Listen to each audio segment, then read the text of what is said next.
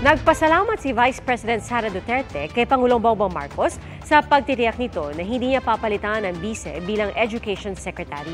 Ayon kay Duterte, nagpapasalamat siya sa paggalang ng Pangulo sa kanyang mga paninindigan tulad ng pagtutol niya sa isyu ng pera kapalit ng pirma para isulong ang tsa-tsa.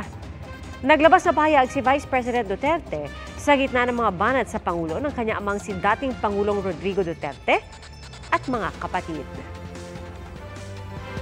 May respeto ako sa mga pananaw at opinyon ni dating Pangulong Rodrigo Duterte, pati na ng aking mga kapatid. Ngunit katulad ng posisyon ko sa maraming mga isyu, hindi kailangan na sumasang-ayon ako sa lahat ng mga ito. Mga kapuso, sama-sama tayong maging saksi.